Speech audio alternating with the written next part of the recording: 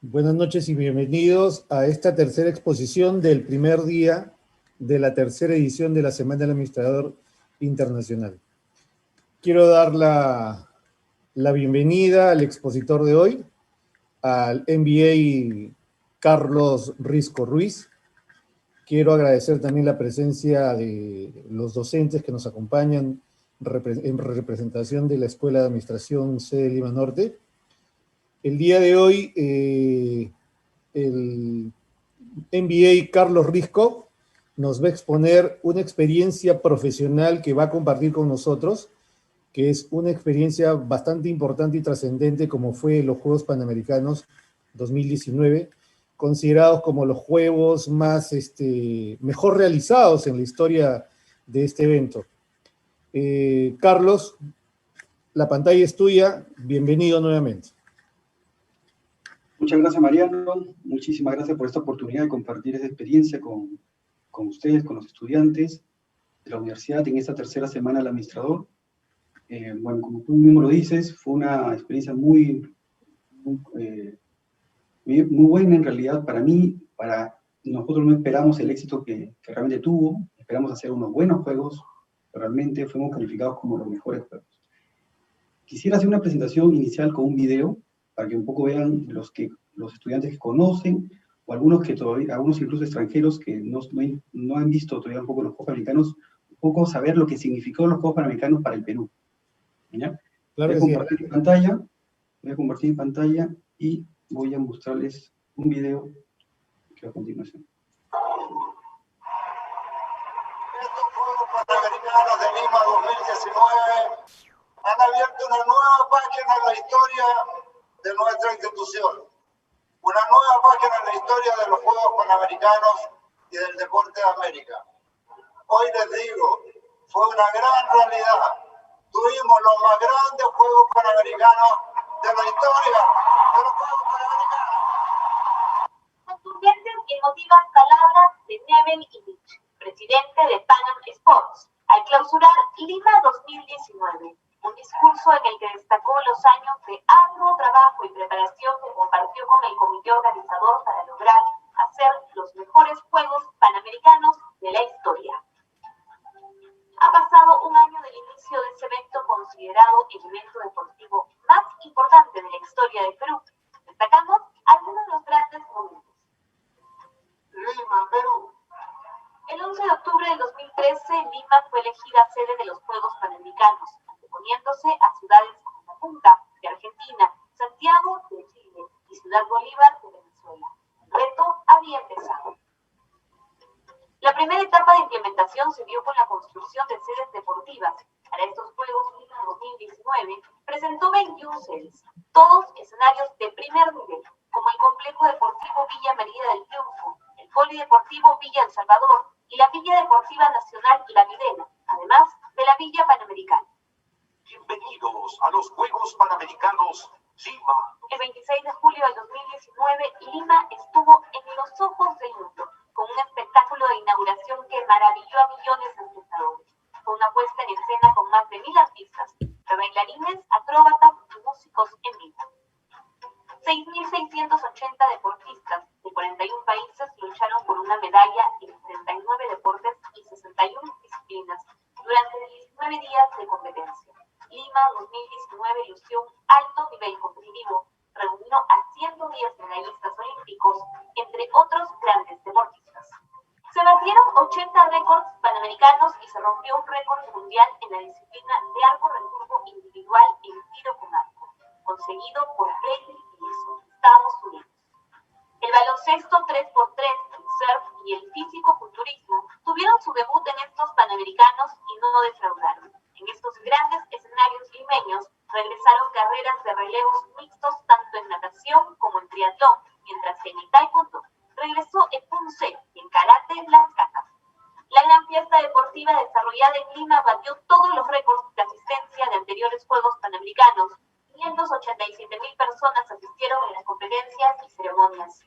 Un total de 400 millones lo vieron a través de la televisión y se informaron a través de 80.000 artículos sobre los Juegos.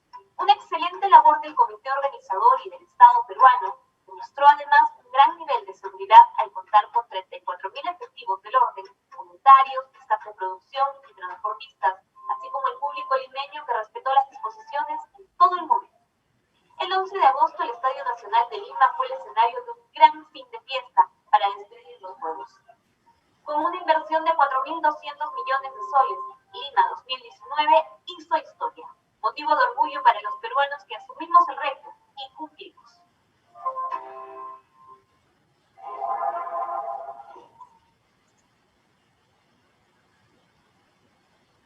Muy bien, muchas gracias por nuestra espera. La idea de la conferencia hoy día es básicamente mostrarles qué lecciones aprendimos del exitoso evento que realizamos en Lima 2019, en los Juegos Panamericanos. ¿Qué nos sirve esta realización de juegos para lo que viene al futuro, para proyectos en general de inversión pública? La idea con ustedes es un poco revisar lo que ha significado los juegos, la dimensión del reto de los juegos. Los retos de juegos incluso tienen a veces incluso más competencias que los propios Juegos Olímpicos, en algunos casos. Tienen deportes que van directamente a los Juegos, tienen no solamente los Juegos Panamericanos, sino los Juegos Parapanamericanos. Exige una enorme complejidad de organización de los complejos, porque solamente son 17 días para los Juegos Panamericanos y solamente 10 días para los Parapanamericanos. Tienes que manejar 41 países, delegaciones de 41 países, y administrar más o menos casi 7.000 atletas, que tienen que estar alojados correctamente, su transporte, su alimentación y su preparación para esos deportes. Este nivel de los Juegos Panamericanos es casi similar a de hacer unos Juegos Olímpicos. El Perú con esto podría estar preparado para el siguiente nivel. Pero quisiera ser un poco también crítico con esto. El Perú ha logrado algo increíble. No solamente hemos hecho buenos juegos, sino los mejores. ¿Y por qué lo hemos conseguido? ¿Cómo ha sido que hemos logrado hacer esto? Sí, para ser sinceros, nos cuesta mucho hacer las cosas bien. Y aún muchísimo más difícil es hacerlas como el mejor. Hemos tenido, como se dice, 19 lugares para hacer estos eventos.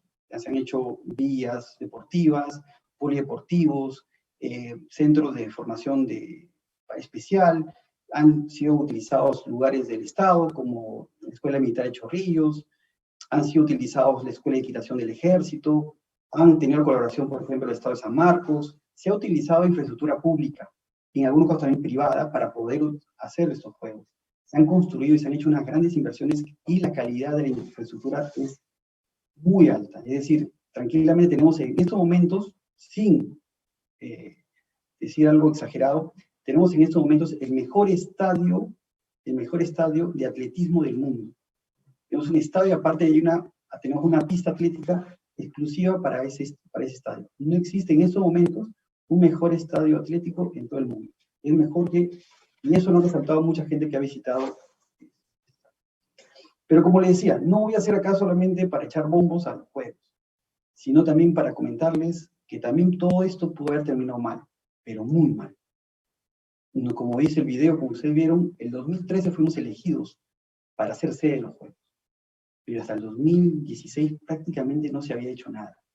A tal punto que el presidente de la COPAL, el señor Salazar, renuncia. Porque prácticamente había sido un poco mal visto por el Congreso y no se había logrado avanzar prácticamente nada.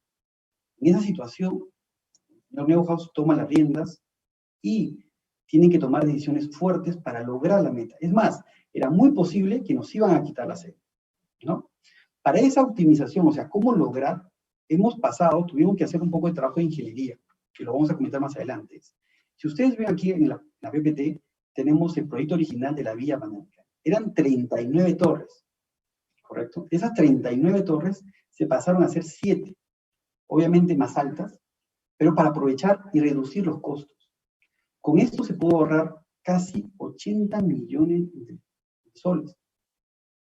Y como ustedes verán, ¿por qué hay ahorro? O sea, no es normal que un proyecto de inversión pública se haya ahorro. Es más bien, lo normal es que se generan adendas, se incrementen los costos.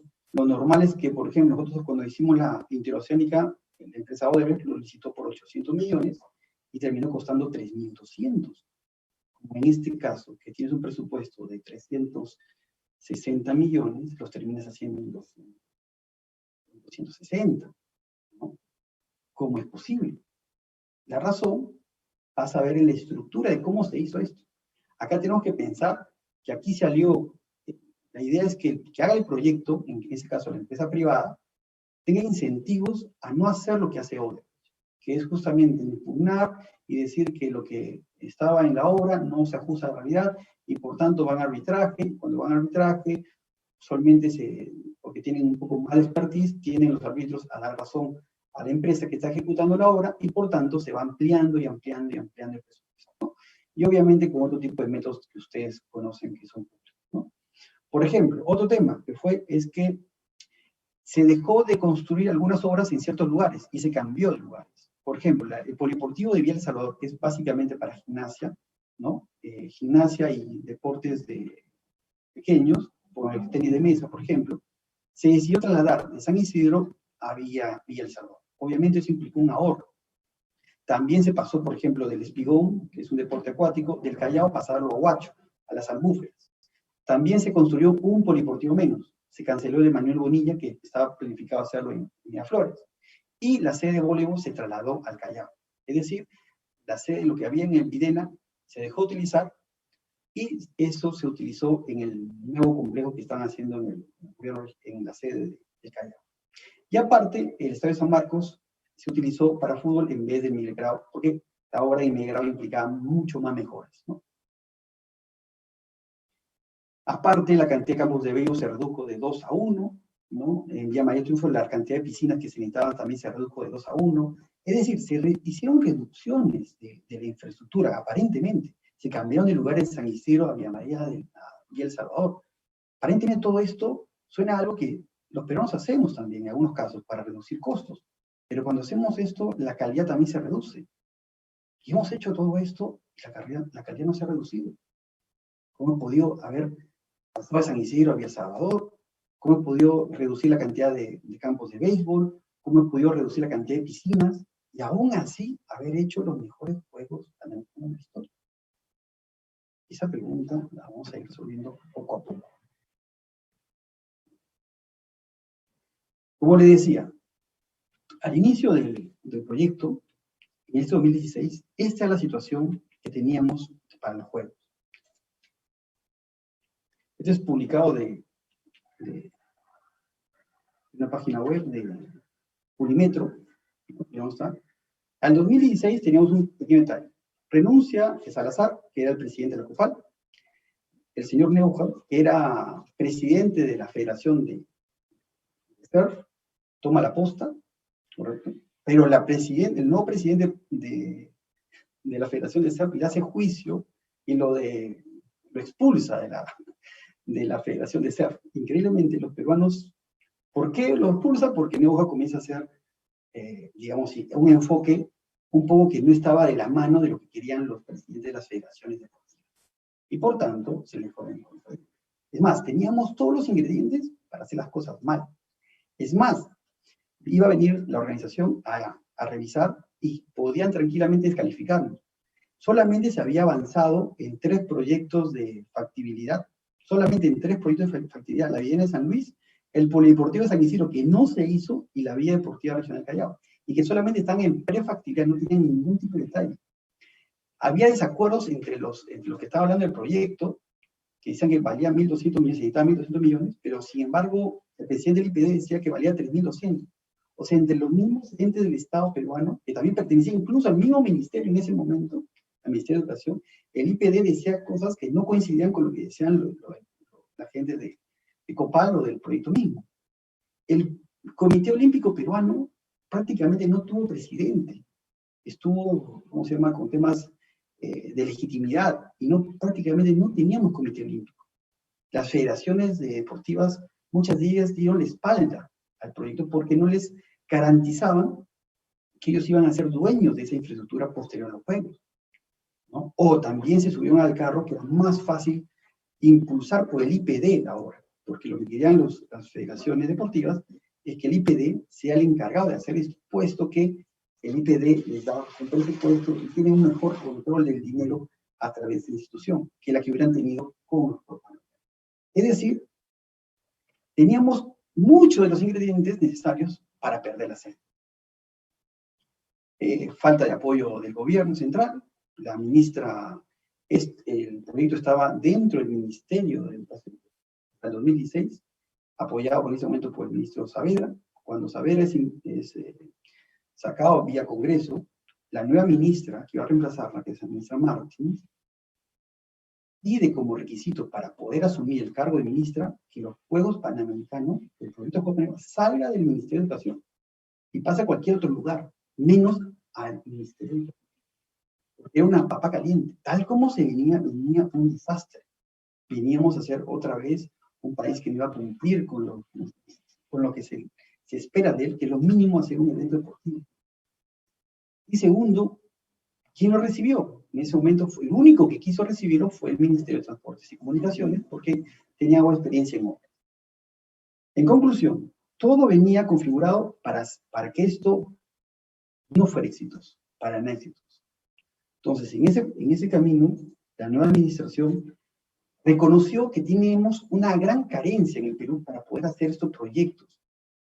Nosotros mismos nos hacemos trabas. El mismo gobierno no permite mucha flexibilidad para ejecutar cosas. Obviamente basado en el precepto de que hay que limitarlo para evitar malos comportamientos. Las organizaciones que son, digamos, tus grupos de interés, como las federaciones deportivas, como el IPD, como el mismo ministerio, no ayudaban. Estaban incluso en contra muchas veces. En ese sentido, el señor Neuhaus incluso presentó 2 veces su renuncia, porque si no se lograban hacer las cosas que solicitaba al 2016, al 2019 no hubieran a hacer ni la mitad. Estaríamos lamentando en este momento, yo no estaría aquí obviamente, hablando. Primero, se necesita dar un marco legal para que sea más flexible para poder hacer eso. Es decir, poder tener licencias automáticas, es decir, que se puedan dar la posibilidad de que se puedan hacer obras rápidamente en los recintos que todavía no tienen todo, digamos, porque no se tiene rápidamente toda la documentación lista para poder hacer uso de las armas. La suscripción de los famosos G2G. ¿Qué es el G2G? Es un acuerdo de gobierno a gobierno. Hacer obras a través de otro gobierno, que nos ayude, como se dice, con su asesoría técnica para poder realizar las obras, para poder tener la operación de los mismos, del equipamiento, la operación. Que las Fuerzas Armadas nos puedan ayudar en la migración de los terrenos, porque teníamos muchos de los eventos, lo íbamos a tener en establecimientos que corresponderían a las Fuerzas Armadas o a la policía, ¿no?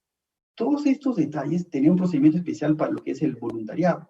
Todo esto permitió dar el marco legal suficiente para poder hacer lo siguiente. ¿Qué necesitábamos luego de esto?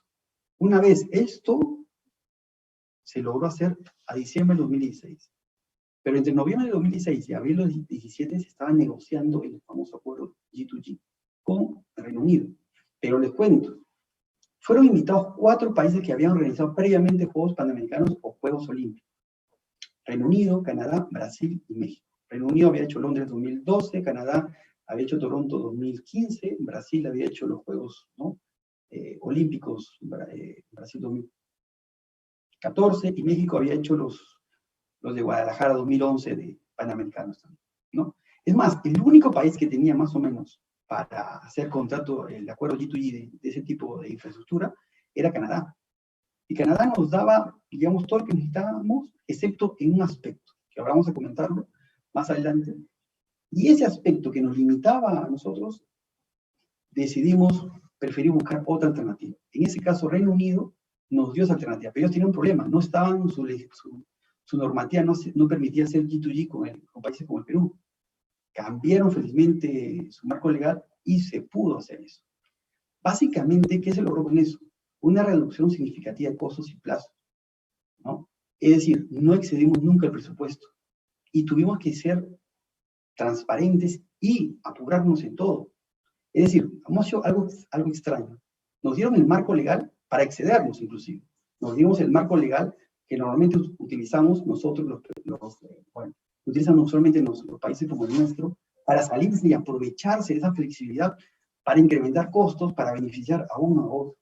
La gran diferencia, desde mi punto de vista, y es una opinión personal, que hizo que este proyecto fuera bueno, a diferencia de otro que pudo haber sido un desastre, no está tanto en el acuerdo gobierno a gobierno, que ya nos daba cierta flexibilidad, sino con quién haces el gobierno a gobierno.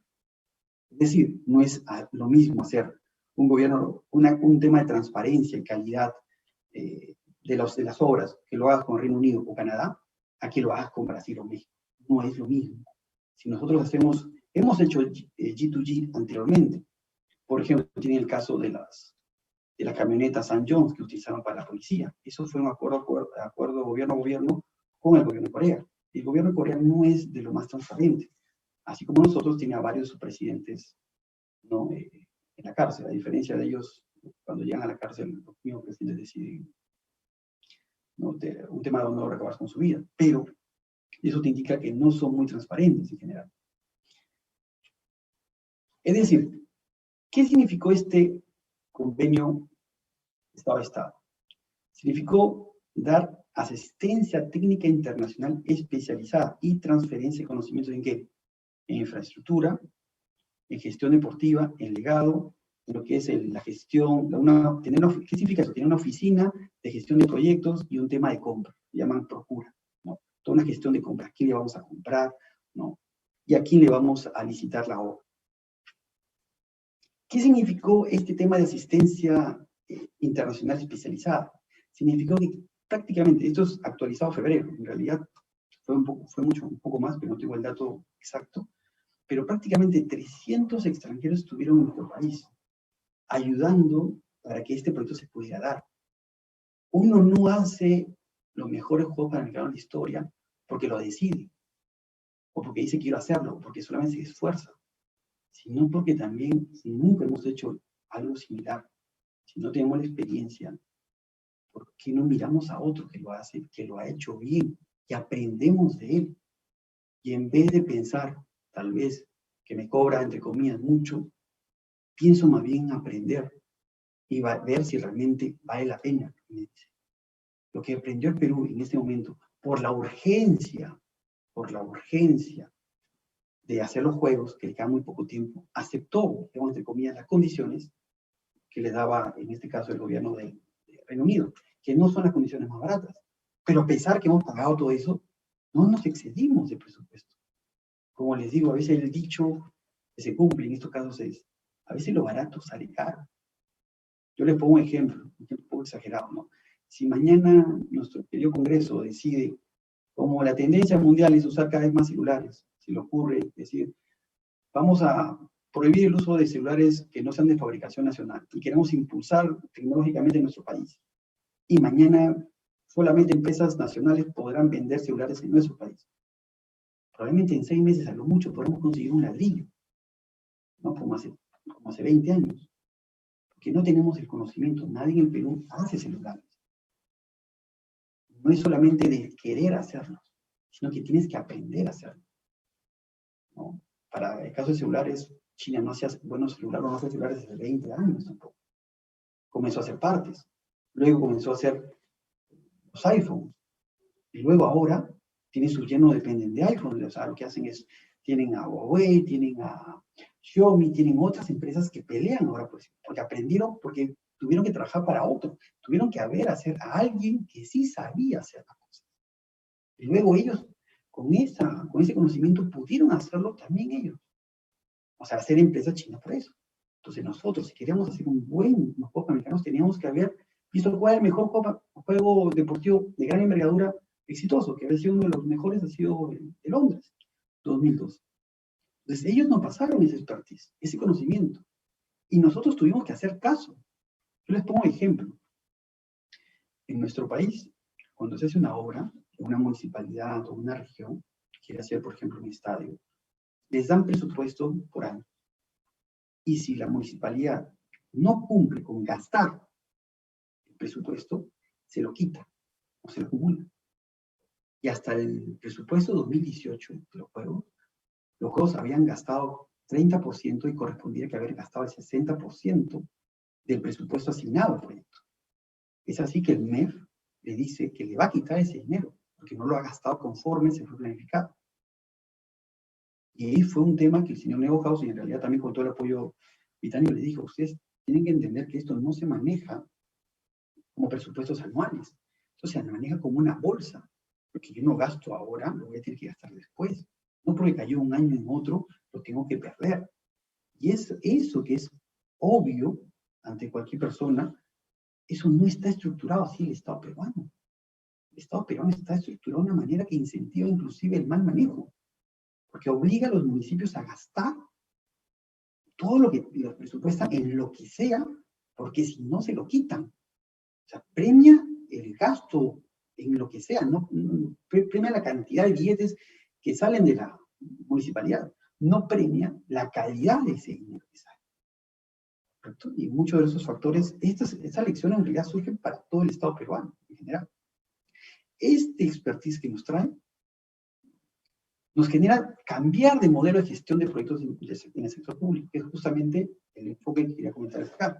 ¿Cuál es la diferencia con lo que usualmente hacemos? Primero, es tener, como les digo, una asistencia técnica internacional especializada. Sin eso no hubiéramos tenido juegos, ni siquiera hubiéramos llegado a un estándar básico. Nosotros esperamos tener unos buenos juegos, cumplir con las expectativas, pero el habernos asociado bien, haber aprendido, haber sido humildes y decir las cosas que deberíamos hacer, en vez de decir aquí se hace de esta forma, gracias a Dios no teníamos otra forma, nos obligó a hacer las cosas bien desde el inicio. Segundo, pero esa asistencia técnica, si es como una caja negra, no sirve para después. Canadá nos quería dar la asistencia técnica, pero quería dar como una caja negra que existe en los aviones. Es decir, solo adentro se manejan. Ellos querían manejarlo todo y la transferencia iba a ser muy, pero muy limitada. Simplemente teníamos que hacerle caso y nosotros no participar de esas reuniones. En el caso del Reino Unido nos permitía a todos los que estaban también en proyectos peruanos participar en las reuniones con extranjeros. Si bien no teníamos el nivel, a veces en algunos puntos específicos, la autoridad para decidir, porque decidían en unos casos ellos, pero te permitía aprender y conocer cómo hacían eso. Es decir, se da lo que se llama transferencia de conocimientos.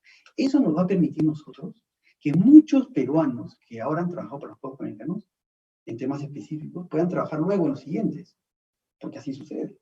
Muchos peruanos, en un caso puntual, arquitectos que estuvieron, peruanos que estuvieron ayudando, apoyando en los proyectos, ahora están en Qatar, viendo infraestructuras para los Juegos que van a ser mundial. Es más, en el caso de ahora probablemente vayan a Chile, que son los próximos Juegos Panamericanos. Algunos peruanos también trabajan en Chile, en Santiago, para eso. Tercero, tener procesos de contratación transparentes y competitivos. Pero la transparencia no te da la ley, te dan las personas que están detrás de eso. Tú no tienes personas que son éticamente adecuadas. Cualquier sistema ¿cómo se dice?, de licitación va a caer en manos, digamos así, en procedimientos oscuros. Obviamente había una innovación, que les voy a comentar más adelante, para incentivar que eso se dé.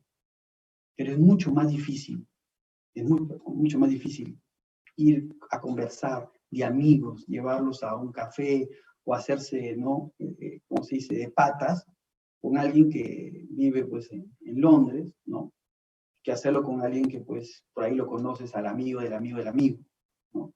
Entonces es mucho más difícil hacer ese vínculo, y aparte la ética, ¿cómo se dice?, la parte norte de Europa es innegociable en muchos aspectos. Entonces te quitaba cualquier posibilidad de hacer algo que no fuera transparente. Y último, es la visión delegada, es decir, ¿qué hacer con eso? ¿Qué hacer con la obra? ¿Qué hacer con toda la infraestructura que vamos a hacer? ¿Para quién va a servir? ¿Correcto? Entonces, eso también se tiene que hacer cuando se hacen obras, porque muchas veces se hacen obras, básicamente en nuestro país también, porque lo exige la gente o porque es bueno. Un ejemplo claro es, más allá de lo que costó la interoceánica, prácticamente recorre un lugar que no pasa nadie. No se utiliza para comercializar prácticamente nada. Es una bonita pista, pero no pasa por ahí prácticamente camiones. Otro ejemplo es la refinería Talara. Vamos a refinar un combustible pesado que solamente tiene un público que es el norte del país, y para eso nos vamos a gastar 4.500 millones de soles. Es decir, otro juego panamericanos. Ahí en la refinería Talara hay otro juego panamericanos. ¿Hace bien? Si con Chan, que también es de Petroperú, abastecías a Lima y al sur. Pero suena bonito tener una nueva refinería. Suena bonito. Pero con ese dinero hubiéramos hecho, igual como los juegos, hubiéramos hecho cuántas obras. Por eso tenemos que ver cómo maximizamos lo que nos deja esa infraestructura. Entonces, ese legado no solamente puede ser un tema emocional, que esto le pertenece a todos, o esto es, por decirlo, de las federaciones. El tema es cómo vamos a pagar ese mantenimiento. Tenemos el mejor estadio atlético del mundo. ¿Cómo lo mantenemos? O sea, el atletismo es un deporte de masas aquí. Llenamos estadios con eso. No lo hacemos. Solamente le podemos dar a la alta competencia que se encarga la federación. ¿Cómo podemos hacer para que esto pueda mantenerse al menos? Las federaciones deportivas están hechas para, obviamente, organizar eventos deportivos, pero ellos no saben cómo reparar algo, cómo mantener algo. No tienen una visión de cómo generar ingresos para cubrir costos de mantenimiento. Entonces, es así que la idea es que se crea un organismo delegado, o sea, un organismo que vele para que el funcionamiento de largo plazo sea sostenible, que se puede involucrar, digamos, 3 factores. Obviamente, la alta competencia, que tendrá su horario de uso. Otra parte es la masificación, es decir, que público, amateur o no experto o interesado puede hacer uso de los mismos, pagando, contribuyendo hacia el mantenimiento de la sede. Y tercero, uso mixto. Un ejemplo de esto es el velódromo. El velódromo es un caso muy específico que prácticamente casi no hay uso que se le pueda dar. Y en Londres, ¿qué se les ocurrió? En mitad del velódromo, ¿no? Pueden hacer una especie de showroom. Van empresas como que tú vas a una feria, adentro, y tú podías ver literalmente a los deportistas, a los ciclistas, recorriendo el velódromo alrededor tuyo. Obviamente, eso te genera una emoción diferente. Tú vas a querer ir ahí. Generas un uso diferente, que tal vez, oye, pero eso no es deportivo. Por supuesto que no, pero te ayuda a mantener esa infraestructura. Es por eso que se vio la necesidad de tener una visión que no la tenemos normalmente. Nosotros hacemos obras, lo último que pensamos es para quién le va a servir a veces, aunque parezca broma. En pocas palabras, ¿qué hace este modelo exitoso? Es que incorpora herramientas de la gestión privada a la gestión pública. Cuando alguien hace un proyecto de una empresa, compra una máquina, o lo que fuera, piensa para qué le va a servir después. Nada compra para decir, no, yo lo quiero porque suena bonito. Piensa en el futuro. Busca la mejor asesoría. Trata de que todos sepan en su empresa cómo manejar esa máquina, ¿no? Y obviamente no le conviene pues hacer sobrecostos. Le conviene buscar el mejor y al menor costo. Hacerlo lo más transparente posible para sí mismo. Esto lo hace la empresa privada porque obviamente es su dinero.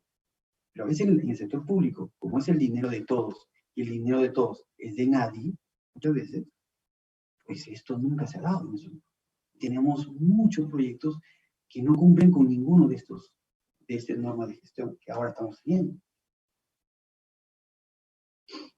Muy bien, pero para entrar un poquito más a fondo, no solo este es el modelo de gestión que tiene 4 pilares, sino que además necesitamos una gestión, como dice, de compras transparente.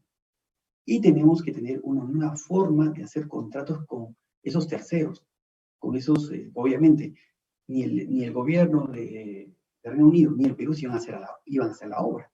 Teníamos que contratar a terceros, a empresas de construcción que lo hicieran. Pero ¿cómo hacerlo para no caer en los mismos errores que con obras? ¿Cómo poder incentivar contratos que fueran simples, flexibles, con buenas prácticas? ¿Cómo hacerlo? Justamente, por ejemplo, estos nuevos contratos, o los famosos NEC, tienen un incentivo a que la empresa constructora reduzca sus costos. Por ejemplo, les dije en el caso de la vía Panamericana. Fue presupuestado, como les decía, como 340 y costó como 260. O sea, hubo 80 millones de reducción de costos. Una empresa que hubiera sido, o sea, es decir, con el otro formato, escucha, si me cuesta 340, yo me puedo gastar, entre comillas, 340, pues lo hago, pues, porque la empresa después diría que gastó 260. Está loco, ¿no? Con eso podría tener más ganancias y total, está cumpliendo dentro del presupuesto. ¿Sí o no? Total, lo hace más bonito, gasta acá, lo hace más finito y al final logra el numerito de 240 y bueno, pues incluso estoy dentro del presupuesto. ¿Correcto? Lo que pasa es que los NEC te da una posibilidad de que tú, si generas ahorro, el 50% del ahorro lo tiene el Estado o el que te contrató y el 50% la empresa.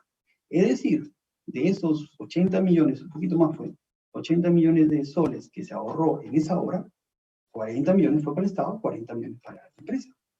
Y ustedes dicen, pero, pucha, se lo ha llevado gratis. Podrían decir, no, aceptado. Pero si no, hubiéramos gastado 340 y te hubieran dicho que cumplieron con el presupuesto y nada más. Pero tú le estás dando un incentivo a ser sincero. Un incentivo que te le estás premiando por cumplir el estándar a un costo menor. Porque muchos de estos proyectos no se sabía exactamente cuál era el valor real. Vas haciendo el valor real en el camino. Porque a menos que hayas planificado con 10 años de antelación, que lo hacen en otros lugares. Nosotros lo hicimos con prácticamente el evento al final de la esquina, o sea, de la calle. Teníamos solamente 2 años y medio para hacer esto. Entonces, en algunos proyectos se gastó un poquito menos, y en otros se gastó un poquito más, tal vez. Pero todo se manejó prácticamente dentro del presupuesto. ¿Y cuáles son las innovaciones? Y acá me quiero, este es probablemente la PPT que más valiosa para los que me están escuchando. Eso es lo que se viene para el futuro en nuestro país, para la gestión de proyectos de inversión pública. El G2G con Reino Unido, con Canadá, o que vengan, ya es una realidad. Ya vieron el éxito que tuvo los Juegos Panamericanos y lo van a ir replicando. Lo van a replicar en Metro, lo están replicando en la reconstrucción del norte, y lo van a seguir haciendo en grandes proyectos de envergadura. Es más, ya uno de los aspectos de los contratos NEC 3 ya es parte del procedimiento normal a partir de este año. ¿Cuáles son estos 3 elementos claves que vienen para el futuro en lo que son proyectos de inversión pública? Uno es el tema del PMO, que es el PMO, es la Oficina de Gestión de Proyectos. Es decir, una oficina que centraliza, que digamos que es la gran directora, ¿no? Que te dice cuál es el lenguaje del proyecto a todos los que son parte de diferentes áreas, ¿no? La empresa, pues, en el programa de los Juegos Panamericanos había muchísimas áreas, tema de deportes, tema de equipamiento, tema de overlay, que es infraestructura temporal, otra que es infraestructura permanente, áreas muy disímiles. Tienen que manejar un mismo lenguaje, una misma política. Tiene que haber un grupo de expertos, alguien que maneje, como se dice, el GAN de todo el proyecto y que tome decisiones para acomodar, para que ninguna actividad se vaya de las manos. Esa área encargada se llama PMO.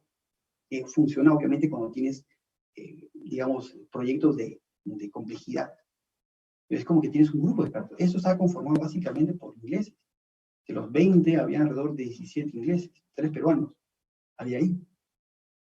Y tomaban las decisiones claves. O sea, no tanto a quién se los daban proyectos, porque son licitaciones, sino qué decisiones tomar, a cómo ir priorizando uno u otra actividad para que la ruta no se caiga. Y hay cursos sobre eso. Hay detalles de cómo gestionar el tema del PMO, ¿no? Porque son procesos que se dan correctamente. El otro es un aseguramiento técnico, o sea, el PMO se recomienda que esté basado en el que se llama el BIM, que es el Building Information Modeling, que es básicamente modelar a través de la información.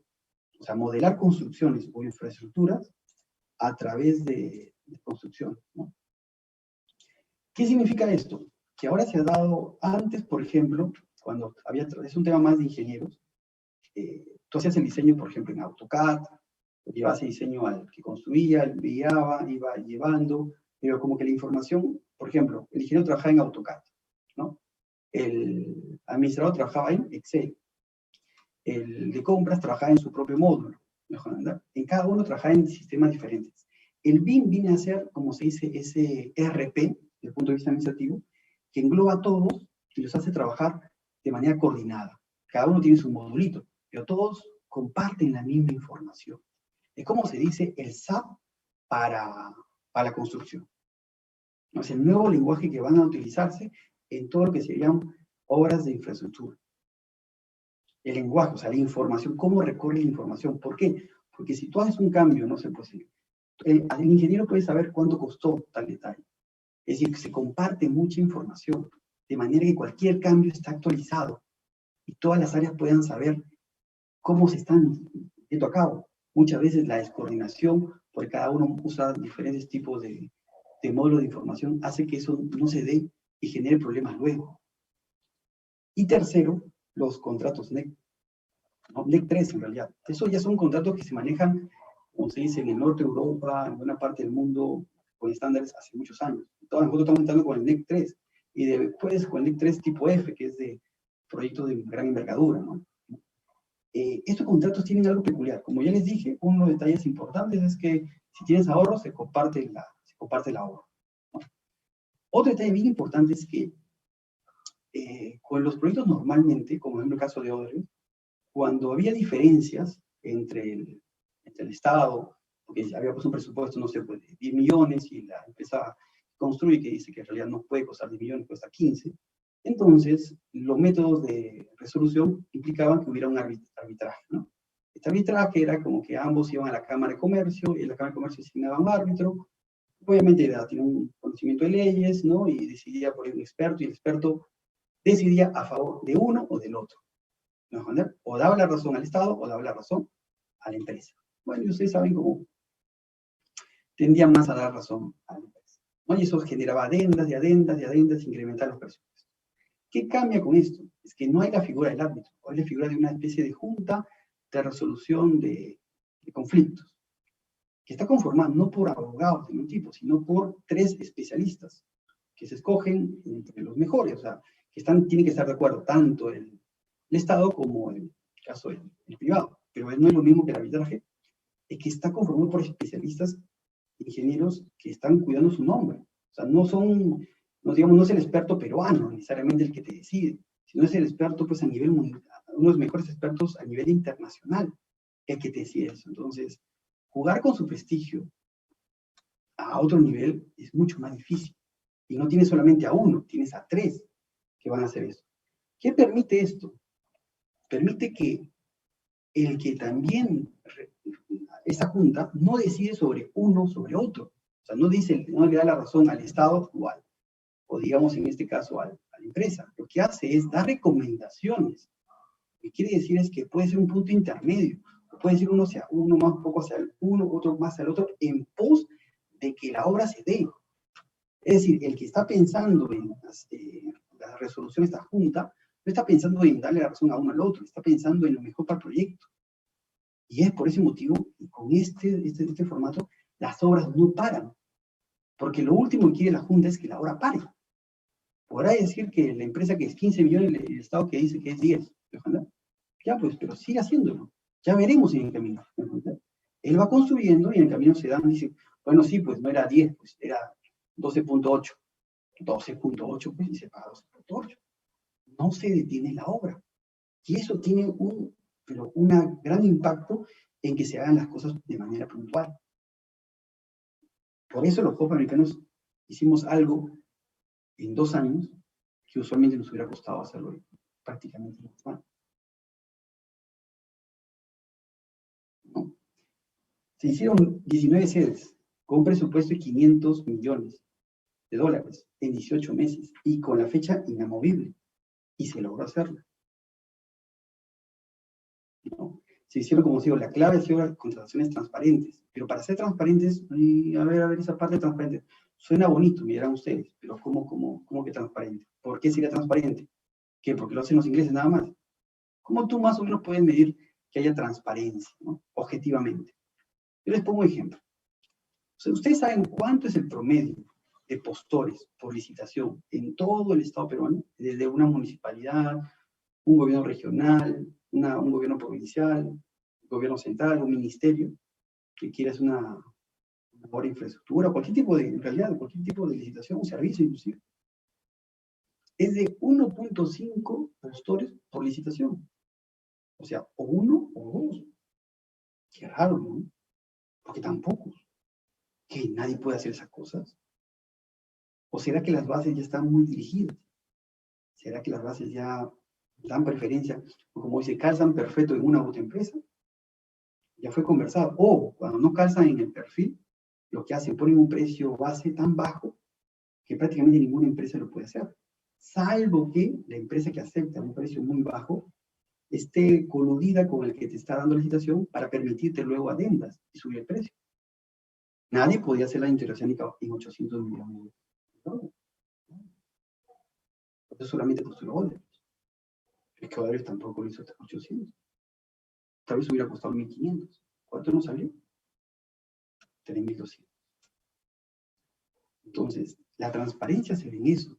A ver, para pocas palabras. Un ejemplo. Un proceso que tuvimos nosotros fue el tema del polideportivo de Villa El Salvador.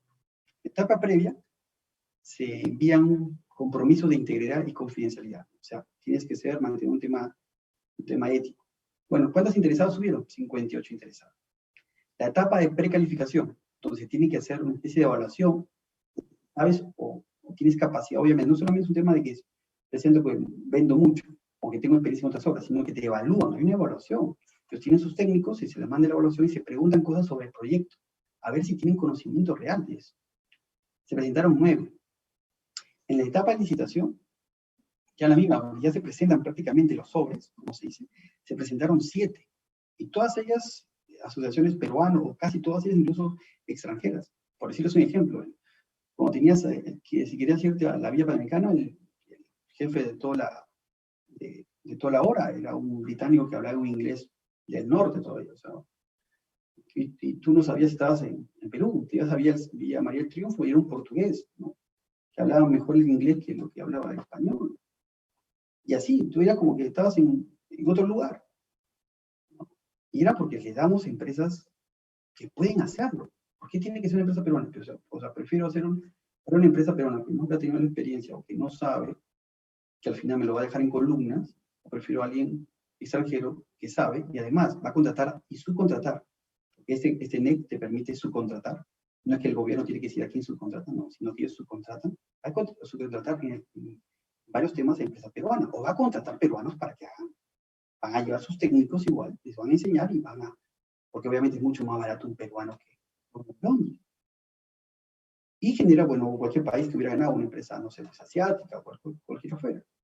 Entonces, eso genera también una transferencia de conocimiento, que luego se aprovecha. Al final ganó, obviamente, un postor, ¿no? Que fue varias empresas ahí, donde había una empresa peruana, claro que sí, pero un consorcio no lo puede hacer sola, no tiene la expertise para hacerlo. Y gran parte de lo que, ¿cómo se llama? La obra fue hecha con asesoría y con conocimiento extranjero. O tener una de las mejores piscinas del mundo, el mejor estadio de atletismo, un polideportivo como el Salvador, o un como Villa María del Triunfo, lo haces, deseas hacerlo, ¿no? Bueno, ya para no hacerla tan, pero tan larga, ¿no? Resultados.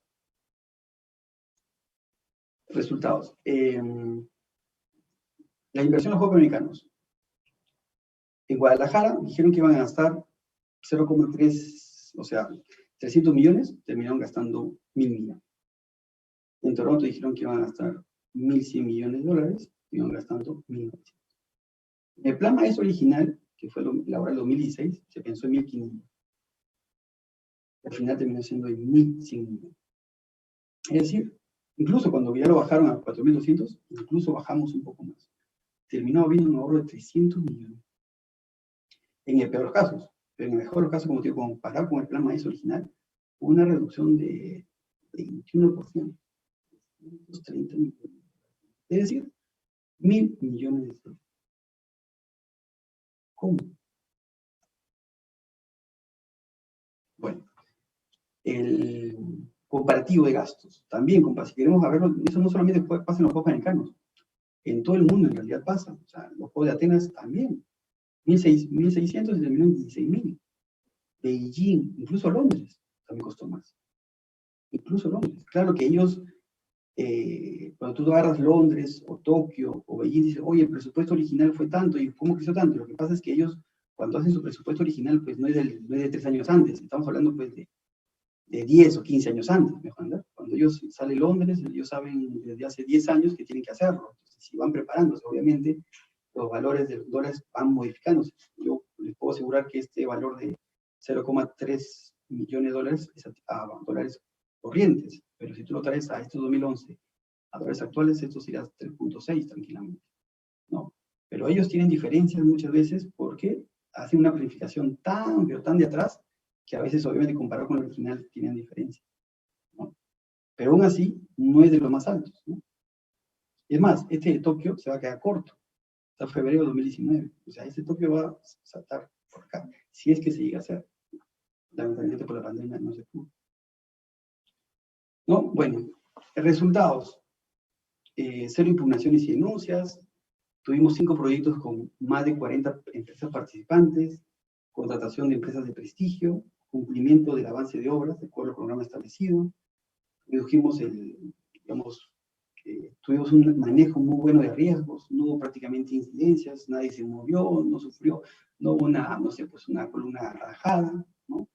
Y además estuvo trabajando de mano con la Contraloría General. La Contraloría General pedía cada rato, como se dice, actualizaciones, informes, y eso seguimos presentando. O sea, ser transparente no es, o sea, tener la Contraloría no es mala ni es buena en sí mismo. Si tienes personas que hacen las cosas bien, que no tienen ningún incentivo para salir de las reglas, prácticamente puedes conseguir, pero para eso necesitamos aprender de afuera.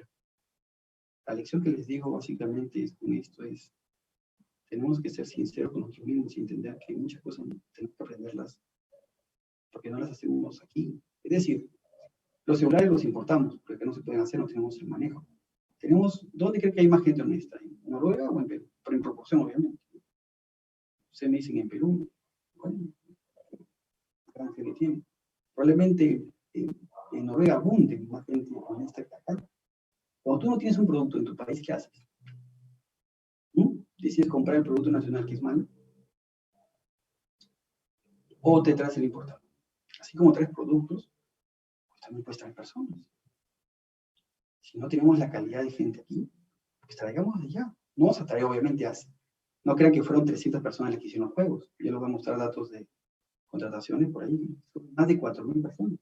Esos 300, 400 dieron conocimiento al resto. No solamente fueron ingleses, no crean. Hubo gente de Brasil, hubo gente de países del África, porque obviamente viven o tienen experiencia en la parte de Reino Unido, países incluso hay un chileno, argentinos, había varios argentinos. Los argentinos pues tienen un manejo, por ejemplo, que es un deporte tipo hockey. Entonces hockey, no es sobre hielo, es otro tipo de hockey, en pasto, en césped sintético, no tenemos ninguna.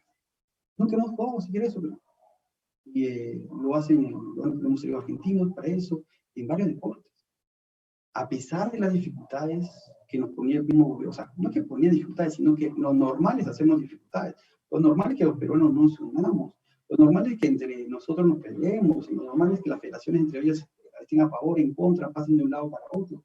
Que otra organización del Estado quiera lo tuyo, ¿no? Que al final no sabes si te apoya o te complica, que el Congreso te pide explicaciones. Yo estaba en las presentaciones muchas veces como era delegado, del área de delegado, tenía que ayudar en las presentaciones, pero eso me parecía ridículo.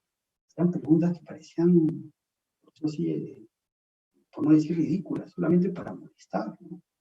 Pero aún así, le demostramos y cuando vieron los resultados, estuvieron con sus palabras. Pero como les digo, no fue porque los peruanos se unieron o porque teníamos un equipo necesariamente de primera. Sí, ahora una pregunta que me han hecho, que necesitas un equipo de primera, de todas maneras, pero ese equipo de primera solamente no está en el Estado mismo peruano. Voy a ser sincero, el Estado peruano está hecho para trabajar, no está hecho para hacer cosas. Muy lento, muy torpe. Ellos mismos se ponen trabas. Para que eso surgiera, tuvieron que destrabar intencionalmente. Hicimos, gracias a Dios, un G2G con una empresa, con un país que tiene pues un nivel ético muy alto y nos permitió hacer todo eso en tiempo récord y con la más alta calidad del mundo. Bueno, eso era mi presentación. Me sigue un poquito, ¿verdad? Carlos, gracias. Tenemos algunas preguntas, por favor. Sí. Entendiendo que este evento, por la envergadura, la capacidad organizativa requerida ha sido muy amplia, ¿no? Una de las preguntas de los participantes es si tienes conocimiento cómo se organizó la selección y contratación de las personas que participaron en este evento a todos los niveles, ¿no? Tengo un conocimiento parcial, no total, porque fui también parte de la selección, ¿no? Uno de los cambios que hubo en el proceso de selección es que no te pedía requisitos tener experiencia en el Estado mismo. Por ejemplo, en mi caso mismo, mi primera experiencia fue en el Estado, que yo quise trabajar en el Estado permanentemente, que era el metropolitano, ¿no? Vi cosas que no me gustaron y decidí, la verdad, no vuelvo más al Estado. ¿no? Y trabajé el resto de mis 10, 15 años de experiencia en el sector privado, ¿no? Pero, y justamente cada vez que veía o quería intentar una experiencia en el Estado, siempre notaba lo mismo. El Estado quiere gente con experiencia del Estado, ¿no? Aparentemente porque tienen ese know-how. Pero ¿quién tiene en el Estado el know-how de hacer unos juegos panamericanos? O de algo parecido siquiera, ¿no? Entonces, una clave fue bajar la valla, en realidad. No pedir cosas como se dice, pedimos pues que tenga esto, sino más bien que tenga lo mínimo, pero que tenga, como se dice, flexibilidad. Mucha gente en los Juegos Panamericanos era muy joven, tenían 20, 25 años. ¿Quién sabe en deportes, no sé, pues, de ecuestres? ¿Quién son los expertos de ecuestres? ¿Un señor de 50, 60 años? No, tiene que ser una persona joven. No le puedes pedir 15 años de experiencia, ¿no? Carlos. Entonces, esos son factores que ayudan, porque tienes que ser flexible como el sector privado. El sector privado lo que te califica es cómo te desarrollas en tu trabajo. Obviamente te pide requisitos mínimos, pero ese tema de pedir los más altos estándares, solamente lo que hace es reduce, y a veces la experiencia misma en el Estado, en este caso, no ha ayudado.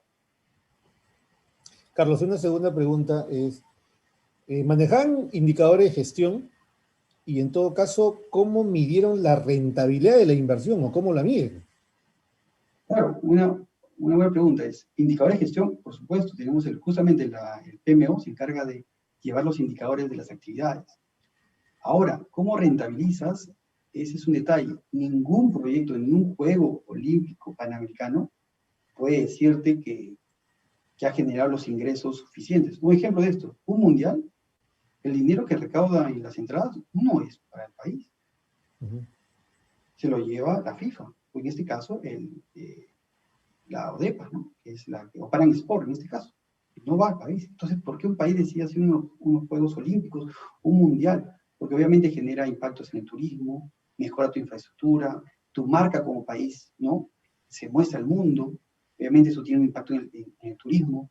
Lo que pasó en los Juegos fue que todo el mundo quiso y habló de Perú, ¿no? Vieron las danzas, tu marca se refleja, ¿no? Y puedes aprovecharlo para muchas otras cosas.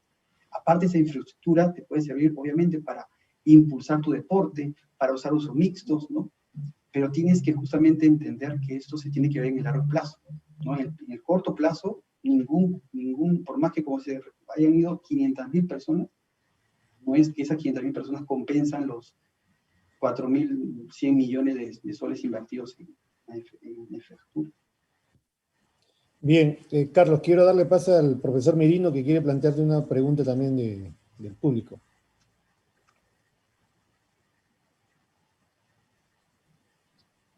Carlos, muy buenas noches, ¿cómo estás? Muy interesante tu ponencia, realmente ha sido una semblanza de todo lo que han sido los Juegos Panamericanos desde un punto de vista de proyectos muy interesante para nosotros. Y tengo una pregunta, quiero trasladarte una pregunta del público. Teniendo en cuenta que algunas de las instalaciones construidas para los Panamericanos 2019 y ahora son utilizadas para combatir al COVID, ¿cómo se han considerado las transferencias de costos por estos casos? Considerando que los costos de mantenimiento, al momento, son cubiertos por el Estado, pero posteriormente serán parte de un costo del IPD. Es que justamente la idea es que si lo maneja una institución que usualmente lo manejaba, que es el IPD pues, para ese tipo de edificios no les es útil. No tenemos ese nivel, la cantidad de deportistas para poder utilizarlo de manera permanente.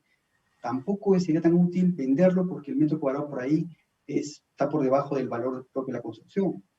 Lo que se podría haber hecho, y justamente era parte de lo que era el legado, era hacer una especie de centro, como se dice, de gobierno, para especie de innovación. O sea, hacer que ese lugar sea la base para luego poner centros y que pueda venir gente de provincias, de otros lugares del Perú, a compartir ideas, a reunirse ahí, ¿no? Y casualmente pasó el tema del COVID y lo utilizaron para eso.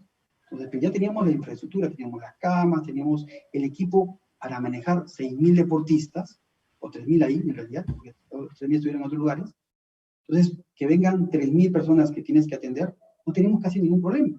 Tenemos esa capacidad, pero la capacidad está más acá que en la obra misma. Sin la capacidad de gestionar. Algo que me faltó mis PPTs mencionar el tema de los voluntariados. Acá en la Unidad César Vallejo vinieron, ¿no?, a hacer eso. Se consiguieron que más o menos 15.000 personas estuvieran de voluntarias. 65% de esas personas fueron, ¿cómo se dice?, mujeres. Incluso veo menores de edad y gente muy mayor. ¿Qué quiero decir con esto? Que ese conocimiento de tener que organizar a 15.000 personas pudo haber permitido también, por ejemplo, no sé, pues usarlo para que los colegios que no iban a ser usados por el tema del COVID, pudieran utilizar gente joven que difícilmente va a poder tener casos graves, darles un seguro, y que ellos sean la primera línea de atención para esto, ¿me entiendes? Y los colegios usarlos como camas, como lugar de primera atención. Cuando te ponías grave, te ibas al hospital, que podías tener una infraestructura muchísimo mayor, pero lo que tienes capacidad es de gestionar eso. No solamente es el tema de que tengas infraestructura, sino es lo principal es cómo haces que cómo lo organizas de manera que eso sea exitoso, ¿no? Muchísimas gracias, Carlos. Mariano, tu audio.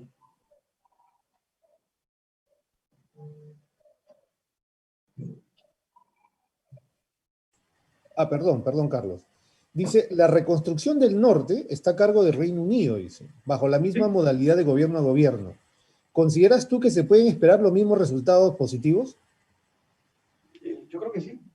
O sea, lo gracioso, ¿cuál es? Un poco gracioso, en el sentido de que lo primero que tenemos que hacer para las cosas bien es entender que no lo podemos hacer nosotros bien solamente. Necesitamos ayuda. Porque proceso transparente entre peruanos no es tan fácil.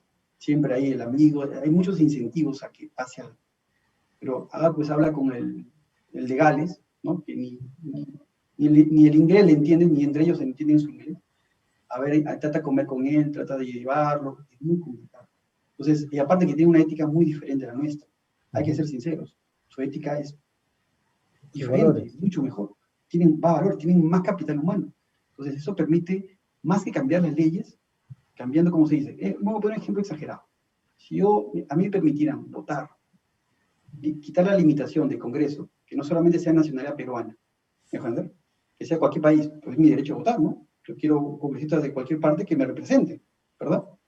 Yo votaría pues por un candidato de Noruega, ¿me entiendes? Y probablemente no tendríamos esto que tenemos en nuestro Congreso. Que porque soy peruano amo más a mi país, porque soy peruano no voy a robarle a mi país, ¿me entiendes? Sí, claro. Entonces, lo que hemos aprendido con los Juegos Americanos es que tenemos que aprender de afuera. Cosas de afuera se hacen mejor que acá.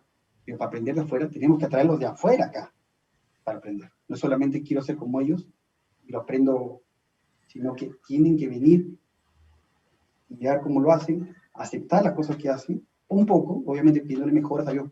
Los arquitectos acá también hicieron sus mejoras, hicieron muy bien, le ganaron incluso a los que están ahora en Dubái. Y tener justamente esos proyectos exitosos. Poco a poco, nosotros nos vamos a quedar con ese conocimiento. Y cada vez menos vamos a necesitar de afuera, porque vamos a tener gente que sabe trabajar como el de afuera. Carlos, ahora quiero darle paso al profesor Alan Chávez, también tiene una pregunta. Adelante, Alan. Muy buenas noches con todos, Carlos, muy interesante tu ponencia del día de esta noche. Y tenía una consulta sobre el tema.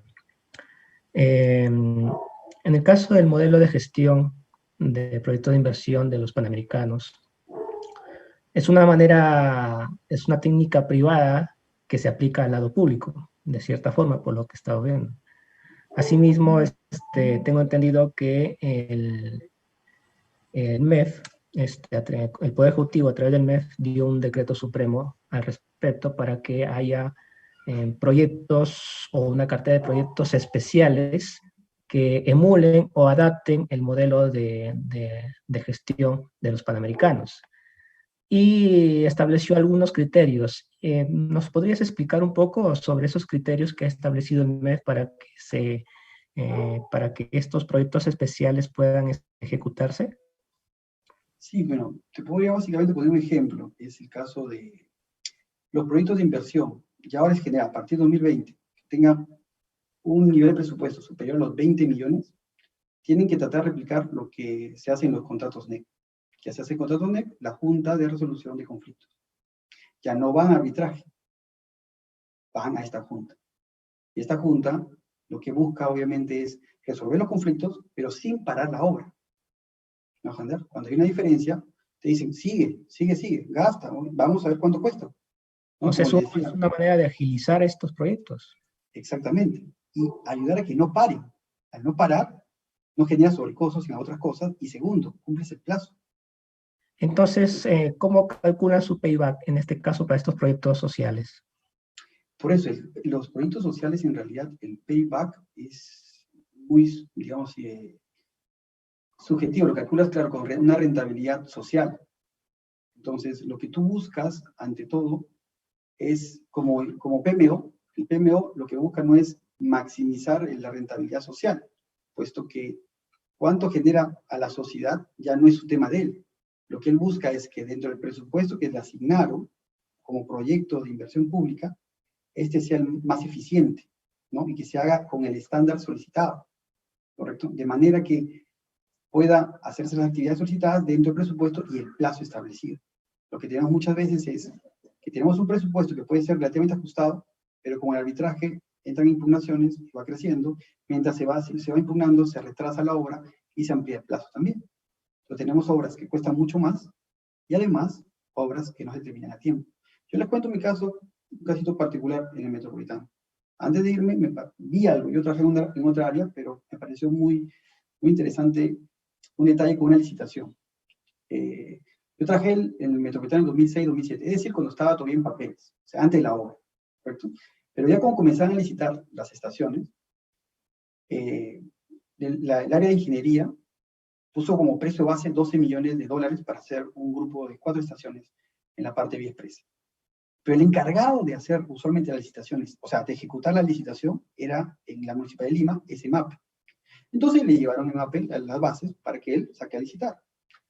Postularon 3 postores. El postor de menos valía puso 18 millones. 18 millones de dólares. Entonces, lo que hace MAPE le dice, mira, Banco Mundial, que tú nos estás dando la plata, mira, el postor mínimo es 18 millones, hay que aumentar el precio de la base, ¿no? Y como el Banco Mundial no se iba muy bien con los de MAPE, no les gustaba mucho su forma de trabajar, dijo, ¿sabes qué? Que lo saque a licitar por transporte, que el área de ingeniería, cosa que no era su tarea en realidad. Y se lo dieron a los ingenieros de transporte, que como ya habían hecho las bases, ellos en realidad, bueno, lo pusieron 12.5 ya, exagerado. Lo sacaron a licitar nuevamente. Postularon los mismos, pero esta vez uno de ellos puso el valor de la base, 12.5. Un éxito, excelente. O sea, ese mismo postor ahora ponía 12 millones. Se ha ahorrado, no se ha subido la base. ¿Qué hizo la municipalidad a ver este caso de éxito? Bueno, agarró al personal de MAPE y lo llevó por transporte.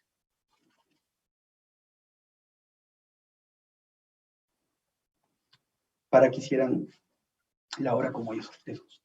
¿Me dejo entender?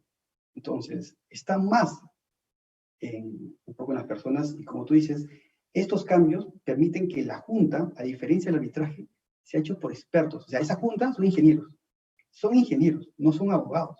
El abogado siempre te puede buscar el detalle, no que aquí, allá, pero ellos son ingenieros que se juegan su prestigio. Y usualmente no es uno, son 3. Y eso ayuda, como te digo, ellos están interesados en que la obra no pare, y la resolución se verá en el proceso. Y son usualmente, no necesariamente le dan 100% de razón a uno o a otro, sino usualmente puede ser un punto intermedio, más hacia uno o más hacia otro, pero no necesariamente es uno u otro, que normalmente se da con un arbitraje.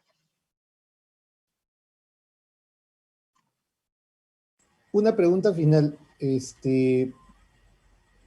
Lo ideal es aprender, pero ¿crees que se aprendió de esta experiencia? Yo creo que se ha aprendido, pero corremos el riesgo de desperdiciarlo. Como te digo, con lo que se aprendió del famoso, por ejemplo, el overlay. ¿Qué es el overlay? Es la infraestructura temporal, ¿no? Una infraestructura que la pones, salen los juegos y se puede ir. Con eso, sabiendo los proveedores que tenemos ahora, algunos internacionales, pero contrataron a empresas peruanas, cuando hubo el tema del COVID, ¿correcto? Se hizo modulares en los hospitales, en zonas, ¿no?, de provincias, y se comenzaron a hacer pequeños hospitales temporales para el COVID. Se han hecho en tiempo relativamente récord, ¿no?, en unos pocos meses. De manera que eso ayudó también a aumentar la capacidad de los hospitales en provincias. Pero así como se está ayudando, o sea, se está aprovechando ese conocimiento, yo noto que el conocimiento en voluntariado se está desperdiciando. ¿Cuántas cosas se pueden hacer?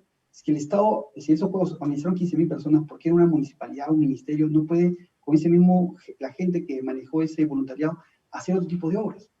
Ese es lo preocupante, que ese conocimiento se pierda. Sí se conoció, hay gente, hay peruanos que saben organizarlo. El tema es que se queden en ese campo y lo vayan dando más uso a eso. Esa es la preocupación. Porque en la reconstrucción del norte no necesitas voluntariado. Entonces todo eso, ¿qué va a quedar? ¿En qué más lo podemos aprovechar? Y parece que no lo vamos a hacer. No lo vamos a aprovechar. Carlos, muchas gracias. Realmente bastante clara tu exposición, mucha información la que has compartido con nosotros, agradecidos. Ahora, José Luis, por favor.